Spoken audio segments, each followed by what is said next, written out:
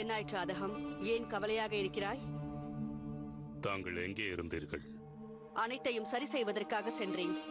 அதாவது நிகாரை சந்தித்து வந்தேன். என்ன, நிகாரை சந்திக்க சென்றீர்களா? நிகாருடன் தங்களை யாராவது பார்த்திருந்தால் பெரிய பிரச்சனையாகி இருக்கும். ஆதகம், நிம்மதியாக இரு. நீ இந்த பூமியில் வருவதற்கு முன்பாகவே நான் இந்த விளையாட்டில் தேர்ச்சி பெற்றவள். ஆதகம், அவசியம் இருந்தது, அவளை சந்திக்க வேண்டிய அவசியம் இருந்தது. அதனால்தான் நான் சென்றேன். காலத்தின் கட்டாயம் அது. நிகார் வலிமை படைத்தவளாக ஆகப் போகிறாள். என்ன, இப்போரில் நிகாருக்கு ஆதரவு தெரிவிக்கப் போகிறீர்களா? ஆமாம் ஆதகம். காரணம், என் மகனை நான் உயிருக்கும் மேலாக நேசிக்கிறேன். உன் வளமான எதிர்காலத்திற்காக நான் அஸ்திவாரம் அமைத்துக் கொண்டிருக்கிறேன். நீ செய்ய வேண்டியது ஒன்றே ஒன்று மட்டும்தான். நீ பொறுமையை கடைபிடித்தால் மட்டும் போதும்.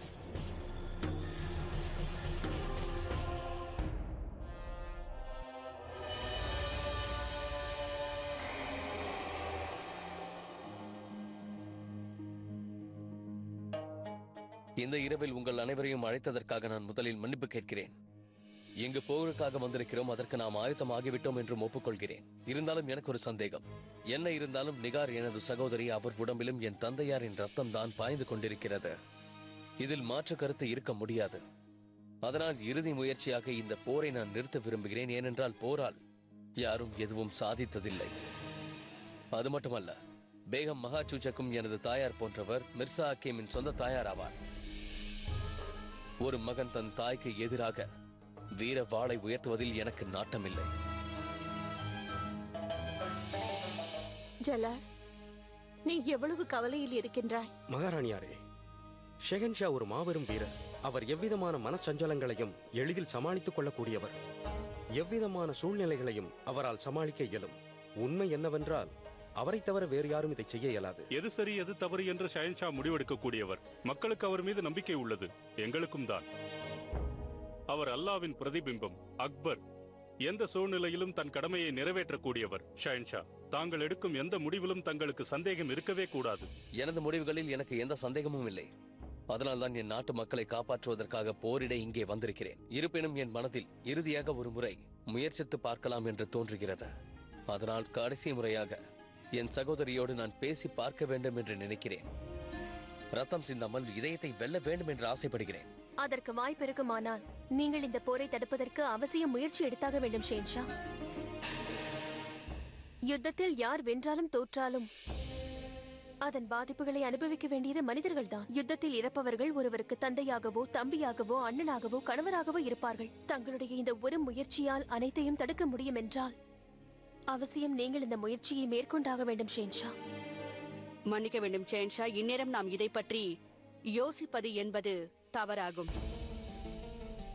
இளவரசி நிகாரின் குறிக்கோளை நீங்கள் நன்கு அறிவீர்கள். முதலில் அவர் தோடர்மலை சிக்க வைப்பதற்காக முயற்சி கொண்டார். பிறகு உங்களையும் தாக்க முயன்றார். அதன் பிறகு பேகம் ஜோதாவையும், ஏன் ரஹீமையும் கூட கொல்ல முயற்சித்தார். இது போன்ற சூழ்நிலையில் நிகாரின் மனதில் ஈரம் பிறக்கும் என்று நீங்கள் நினைப்பது எனக்கு சரியாக படவில்லை. ஆம், மகாமங்கா மிகவும் சரியாக கூறுகிறார். ஷெஹன்ஷா, நாம் போர் புரிவதற்காகத்தான் இவ்வளவு தூரம் வந்திருக்கிறோம். அவர்களும் தாக்க தயாராக உள்ளார்கள். தாங்கள் இதுபோல அனைவரையும் அழைத்து பேசிக் கொண்டிருப்பதை விட்டுவிட்டு கண்டிப்பாக ஓய்வெடுக்க வேண்டும். அப்பொழுதுதான் நாளை போர்க்களத்தில் உற்சாகமாக பங்கேற்க முடியும். சரியாக கூறினீர்கள் ருக்கையா. நாம் இங்கு போரிட வந்திருக்கிறோம். ஆனால் ஏதோ ஒரு வகையில் போரை தடுக்க ஷெஹன்ஷாவிடம் மார்க்கம் இருக்கும் என்றால் நிச்சயமாக இது நல்ல விஷயம்தான். அனைத்து வழிகளும் அடைபட்டு போனால்தான் போர் புரிய வேண்டும். இதில் தங்களுடைய முடிவு என்ன தாயே?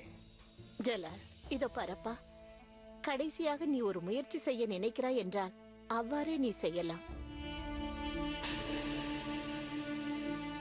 அக்கா அவர்களே, ஹுசூர், உடனே சமாதான தூது அனுப்ப ஏற்பாடு செய்யுங்கள். ஆகட்டும் ஹுசூர்.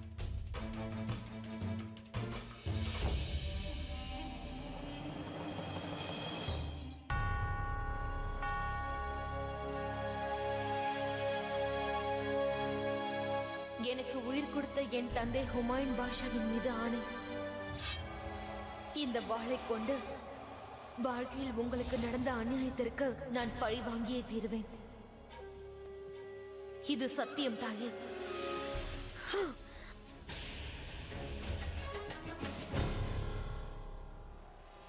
இளவரசி நிகார், இந்நேரம் நீங்கள் உறங்கி இருக்க வேண்டும்.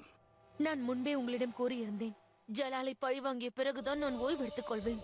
போர்க்களத்தில் ஒரு பெண் இறங்குவது உசித்தமல்ல என்று எண்ணுகிறேன். தாங்கள் என்ன கூற வருகிறீர்கள்? தங்களுடைய மிருதுவான கரங்கள் இவ்வலுவான வாளை ஏந்துவதற்கு படைக்கப்படவில்லை என்று எண்ணுகிறேன். நீங்கள் ஜலாலை என்னிடம் விட்டு விடுங்கள்.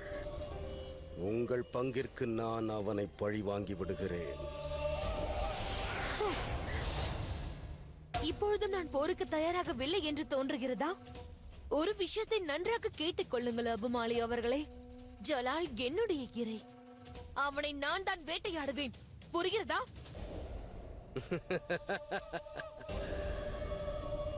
எனக்கு ஓய்வெடுக்க வேண்டும் என்று தோன்றுகிறது. விடை கொடுங்கள்.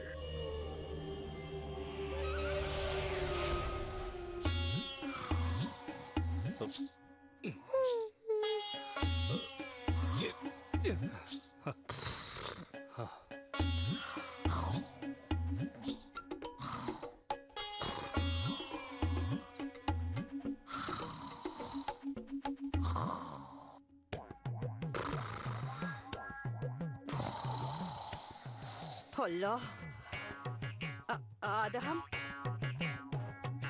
ஆதகம், ஆதகம். ஏய்! ஓ. என்னவாயிற்று தாயே? ஆதகம், எனக்கு உறக்கம் வருகிறது. இது உறங்க வேண்டிய நேரம் அல்ல, எழுந்திருக்க வேண்டிய நேரம். தயவு செய்து என்னை உறங்க விடுங்கள். நம்முடைய நம்முடைய இந்த ஜாவிதா இருக்கிறாளே, நீ என்னுடன் வா. இப்போது எங்கே செல்ல போகிறோம்? ஆதகம், நிஹாருடன் போர் புரிவதில்லை என்று ஜலால் இப்போதுதான் புதிதாக முடிவெடுத்திருக்கிறான். அதற்கு என்ன? அதற்கு என்ன என்றா கேட்கிறாய்? நம் கனவுகளும் லட்சியங்களும் மண்ணோடு மண்ணாகிவிடும். என்னால் என்ன செய்ய முடியும் தாயே? இதில் என்னால் என்ன செய்ய முடியும்? எதையாவது செய்ய வேண்டும், அதையும் நாம் தான் செய்ய வேண்டும். வா. எங்கே அழைத்துச் செல்கிறீர்கள்?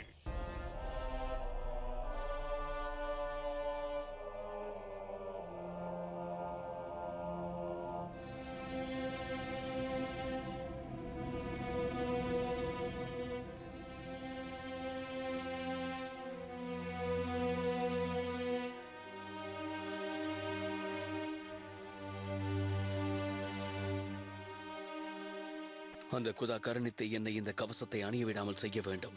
நானும் இறைவனை அதைத்தான் வேண்டிக் கொள்கிறேன் ஷேன்ஷா. உங்களால் புரிந்து கொள்ள முடியவில்லை ஜோதா பேகம். தங்களுக்கு தெரியாதது என்னவென்றால், நான் இதை அணிந்து கொண்ட பிறகு என் இதயத்தில் இருக்கும் அனைத்து உறவுகளையும் அனைத்து உணர்ச்சிகளையும் மறந்து விடுவேன். என் மனதில் வெற்றி வெற்றி மட்டும்தான் குறிக்கோளாக இருக்கும். என் எதிரியை கொல்ல வேண்டும், அவன் ரத்தத்தை பார்க்க வேண்டும் என்ற எண்ணம் ஒன்று மட்டும்தான் என் மனதில் இருக்கும். வெற்றியை அடைய ஒரு மிருகமாகவே நான் மாறிவிடுவேன். இதை அணிந்த பிறகு மனிதனாக இல்லாமல் ஒரு அரக்கனைப் போல் நான் மாறிவிடுவேன் ஜோதா பேகம். அந்த அரக்கன் வெற்றி என்ற வெறி கொண்டவனாக இருப்பான். வேண்டுமென்றால் எதிரிகளின் நெஞ்சை பிளந்து விடுவான். அப்படி என்றால் இந்த யுத்தம் நடக்கக்கூடாது என்று நான் வேண்டிக் கொள்கிறேன். அதற்காகத்தானே நானும் இந்த யுத்தத்தை தடுப்பதற்காக முயற்சி செய்து கொண்டிருக்கின்றேன். அதனால்தான் நிகாருக்கு அது போன்ற ஒரு செய்தியை நான் அனுப்பியுள்ளேன். முன்பெல்லாம் போர் மூழ்கிறது என்றால் எனக்கு மிகவும் மகிழ்ச்சியாக இருக்கும். ஏனென்றால் எனக்குள் இருக்கும் அந்த அரக்கன் வெளிப்படுவதற்கு அது ஒரு வாய்ப்பாக அமைந்து வந்தது. ஆனால் எப்போது நீங்கள் என் இதயத்தை எனக்கு சுட்டி காட்டினீர்களோ, அப்போதே எனக்குள் பயம் போந்து விட்டது. எவ்வளவு மகன்கள், எவ்வளவு அண்ணன் தம்பிகள், எவ்வளவு கணவர்கள், எவ்வளவு தந்தைகள் இப்போரில் இறக்கப் போகிறார்கள் என்ற பயம் எனக்குள் இருக்கிறது. அந்த குதா அவர்களில் ஒருவராக என்னையும் ஆக்கிவிடக் கூடாது. ஷேன்ஷா, இவ்வாறு அபசகுணமாக பேசாதீர்கள். இருப்பதை பற்றி நீங்கள் எப்பொழுதும் பேசக்கூடாது என்று நான் முன்பே கூறியிருந்தேனே. நான் அந்த இறைவனிடம் நீங்கள் வெல்ல வேண்டும் என்று வேண்டிக் கொண்டிருக்கிறேன். ஒரு போர் வீரன் 2 இடத்துக்கு மட்டும் நான் செல்ல முடியும் ஜோதா பேகம். ஒன்று வீர மரணம் அடைவது, இல்லை என்றால் வெற்றியோடு திரும்பி வருவது. ஒருவேளை நான் வீர மரணம் அடைந்தாலும் என்னுடைய உதடுகளில் அந்த அல்லாஹ்வுடைய பெயர் மட்டுமே எப்போதும் இருக்கும். பிறகு என் மனதில் என் நாட்டு மக்களுக்காக நான் போரிட்டேன் என்ற கர்வம் எனக்குள் இருந்து கொண்டே இருக்கும் ஜோதா பேகம். ஒருவேளை நான் வீர மரணம் அடைந்தாலும் என் தலை குனிந்தபடி இருக்காது. ஆம் ஜோதா பேகம், என் தலை குனிந்திருக்காது. ஹுசூர், கூறு. அட்கா அவர்கள் தங்களை சந்திப்பதற்காக அனுமதி கோருகிறார்.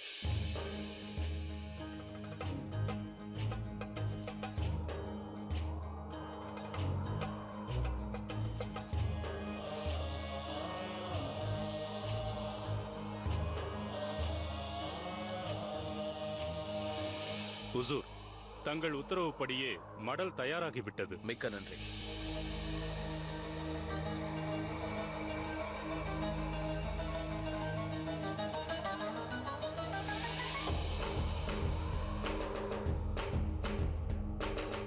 மறந்து விடாதீர்கள், இந்த மடலை நிகார் அக்காவின் கையில் மட்டும் நான் கொடுக்க வேண்டும். தங்கள் உத்தரவு ஷெகன்ஷா.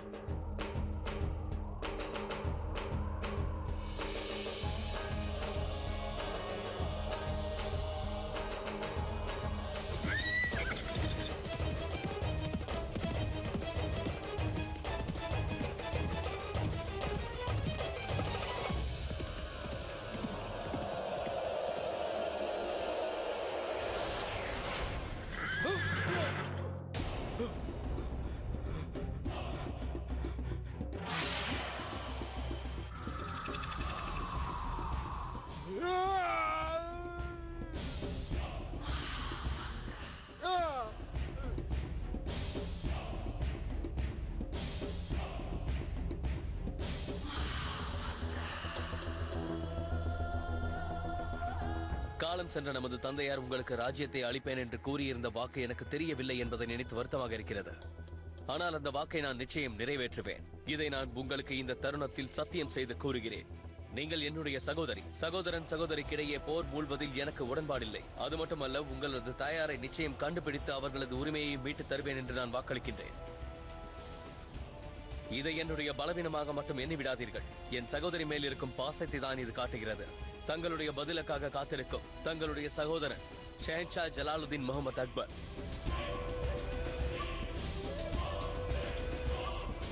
ஒப்புக்கொண்டுதான் ஆக வேண்டும். என்ன ஒரு உணர்ச்சி பூர்வமான மடல் இது! சைத்தான் இதை வாசித்தாலும் அதன் மனம் கலங்கிவிடும். ஆனால் தாயே, இந்த வீரன் திரும்பி செல்லவில்லை என்றால் இவனுக்கு ஏதோ நேர்ந்து விட்டது என்று ஜலால் எண்ணுவான். ஏன் திரும்பி செல்ல மாட்டான்? செல்வான். உயிரோடு அல்ல, பிணமாக செல்வான். அதோடு நிகாரின் அன்பு தம்பி ஜலாலுக்கு அவன் அக்காவின் மடலும் கிடைக்கும். அதில் போர் என்று எழுதியிருக்கும். போர் போர் என்று.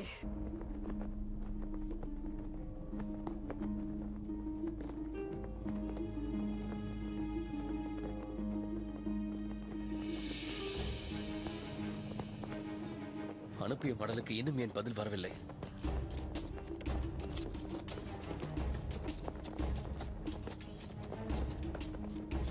பதில் வந்துவிட்டது என்று நினைக்கின்றேன்.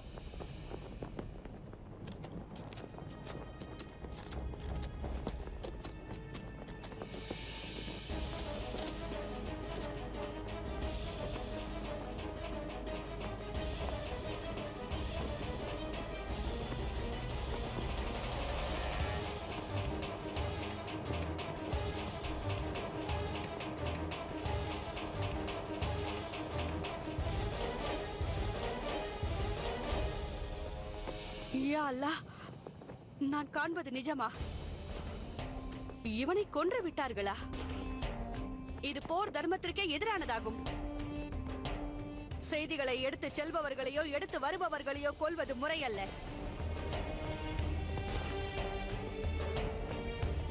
ஹுசூர், இங்கே ஒரு மடல் உள்ளது.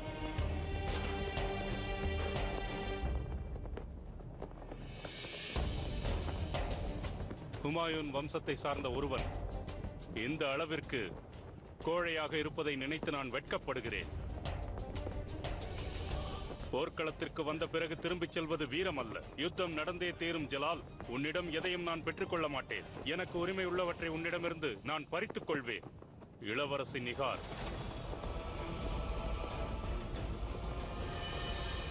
இதற்கு மேலும் அவர் யுத்தத்தை விரும்பினால் நிச்சயமாக யுத்தம் முழு அளவில் நடந்தே தீரும்.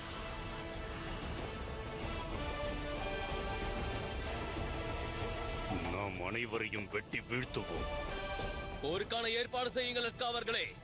ஆகட்டும் முசூர். சமயம் வந்துவிட்டது. ஷெஹன்ஷா பெருந்தன்மையோடு நடந்து கொண்டு அவருக்கு அக்கா என்ற ஸ்தானத்தை வழங்கினார். ஆனால் அவரோ அதை பலகீனமாக கருதுகிறார். சரியாக கூறினீர்கள். உறவுகளை போற்ற வேண்டும் என்ற கலாச்சாரம் அவரிடம் இல்லை. அவருக்கு அரியணை மட்டுமே தேவை.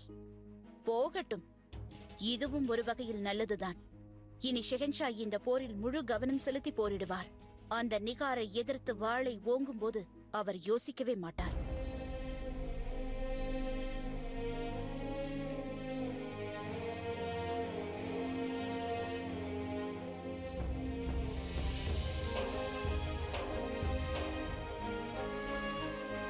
யா அல்லாஹ், இந்த போரை நிறுத்த முழுமையாக முயற்சி செய்துவிட்டேன். அதற்காகத்தான் சமாதான தூது அனுப்பினேன். ஆனால் அதற்கான பதிலை கண்டு நான் அதிர்ந்து போய்விட்டேன். போர் புரிவதை தவிர எனக்கு இப்போது வேறு வழியே இல்லை. என்னை மன்னித்து விடுகிறேவா?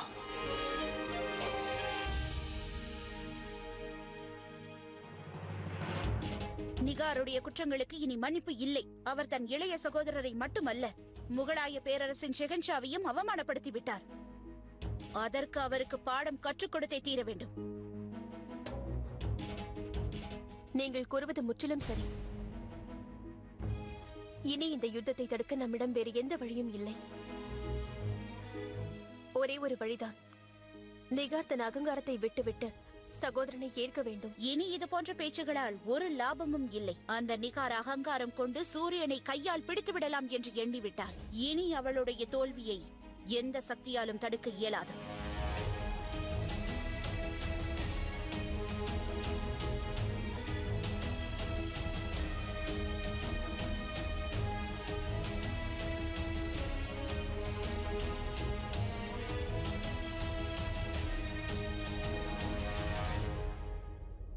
எங்களுடைய பிரார்த்தனைகள் உன்னோடு இருக்கும் ஜலால். குதா உன்னை நிச்சயம் காப்பாற்றுவார். உனக்கு காயம் கூட ஏற்படாது.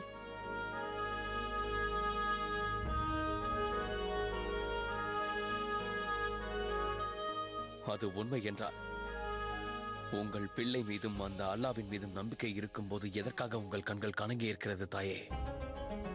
கலங்கிய கண்களோடு எனக்கு விடை கொடுக்க தயாராகி விட்டீர்களா? கூறுங்கள் தாயே. இல்லை ஜலா, உனக்கு இறுதி விடை அளிக்கவில்லை. எனக்கு நம்பிக்கை இருக்கிறது. இன்று மாலை என்னுடைய ஜலா நிச்சயம் வெற்றியோடு திரும்பி வருவான் என்று நம்பிக்கையோடு இருக்கிறேன். இன்ஷா அல்லாஹ், நான் வெற்றியோடு தான் திரும்பி வருவேன் என்று இத்தருணத்தில் உங்களுக்கு வாக்களிக்கின்றேன்.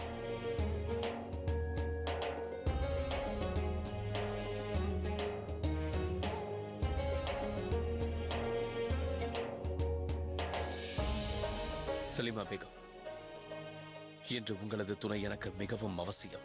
தங்களுக்கு என் பிரார்த்தனை மட்டுமல்ல, மக்களின் பிரார்த்தனையும் நிரம்பி இருக்கிறது. நீங்கள் போரிட்டு ஜெயிப்பதை தவிர வேறொன்றும் நடக்காது. வெற்றி நிச்சயம். சென்று வெற்றியோடு திரும்பி வாருங்கள்.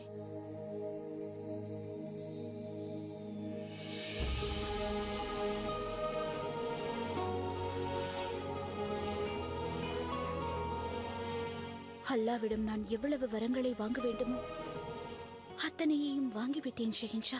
அந்த அல்லாஹ் உனது நம்பிக்கையை பொய்யாக்கிடக் கூடாது என்று நானும் வேண்டிக் கொள்கிறேன். முகலாய பேரரசை சீண்டி பார்க்கும் தவறை,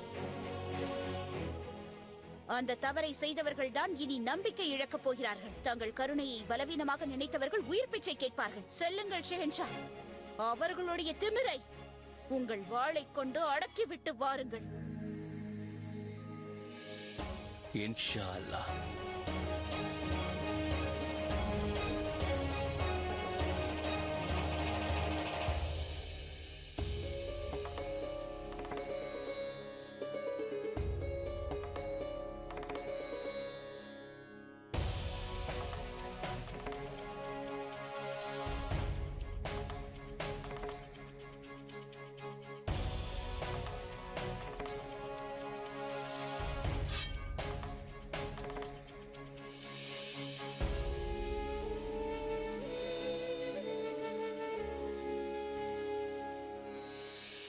இப்போரை தடுக்க தாங்கள் எவ்வளவோ முயற்சி செய்தீர்கள் ஜோதா பேகம்.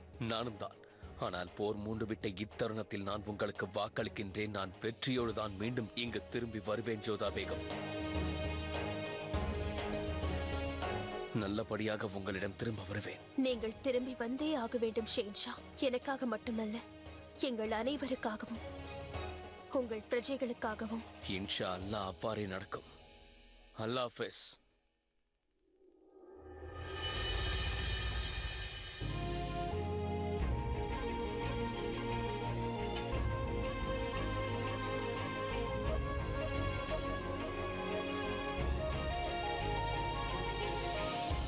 அல்லாஹ் ஹாஃபிஸ்.